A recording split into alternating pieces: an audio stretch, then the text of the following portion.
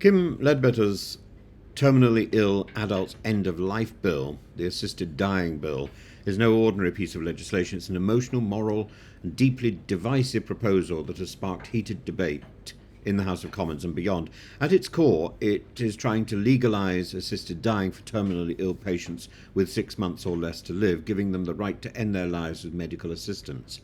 But the bill has faced significant hurdles, from parliamentary delays to growing concerns about safeguards or the lack of safeguards. As a private member's bill, this legislation doesn't enjoy government backing, making it vulnerable to procedural delays and political resistance, and Leadbeater has implored fellow MPs not to flood the bill with amendments designed to stall its progress. However, its slow committee stage, where after multiple sessions MPs are still debating the first clause, suggests that this is precisely what is happening. Leadbeater remains determined, but time is not on her side. Even among those who voted in favour during the second reading, there remains a significant block. 71 MPs who did so merely to allow further discussion rather than out of full support.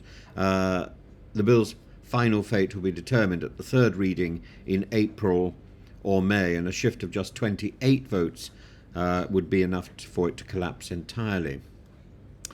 One of the bill's most contentious elements has been its sudden revision, the removal of the requirement for a High Court judge to approve assisted dying applications. And originally this safeguard was a crucial factor in securing votes at the second reading, with 81 MPs citing it as the key reason for their support. But Leadbeater has replaced this safeguard with an expert panel consisting of a psychiatrist, a social worker and a lawyer. Her justification?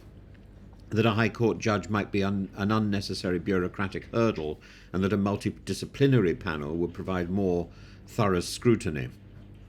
Critics, however, argue that this change weakens protections, making it easier for vulnerable individuals to be coerced. The shift has alarmed MPs who previously backed the bill, with many reconsidering their stance now.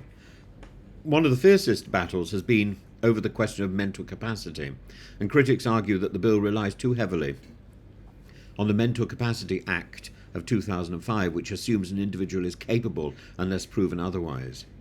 The Royal College of Psychiatrists and other experts warn that this is insufficient when making irreversible life or death decisions, and the bill's opponents have proposed amendments requiring stricter mental capacity assessments, particularly for those who might be suffering from depression, coercion, or undue influence.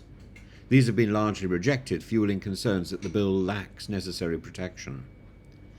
The bill has sparked fierce debate among or about the ethical implications of assisted dying. Proponents argue that this is an issue of autonomy, dignity and personal choice, and Leadbeater insists that her proposal is about giving individuals control over their final days rather than forcing them into prolonged suffering. On the other side, opponents, including figures such as Tim Farron and Danny Kruger, warn of a slippery slope. They argue that legislating and legalising assisted dying fundamentally alters the relationship between the state and its citizens, placing value on an individual's life based on their perceived usefulness or their burden to society. Some fear that financial pressures on the NHS or family guilt could lead to vulnerable individuals feeling that they have a duty to die. Leadbeater's bill raises fundamental questions about the nature of death, dignity and medical ethics. Countries such as Canada and Belgium, where assisted dying has been legalised, have seen gradual expansions of criteria, raising concerns about where the UK's legislation could eventually lead. At present, Leadbeater faces an uphill battle, not just against parliamentary procedural delay, but also against wavering political support and deep public unease. If she is to keep this bill alive, she must not only defend its principles, but almost persuade her sceptical colleagues that the safeguards she offers are truly watertight. Otherwise, this debate may not end with legal reform, but with another failed attempt at changing one of the most profound laws in the land.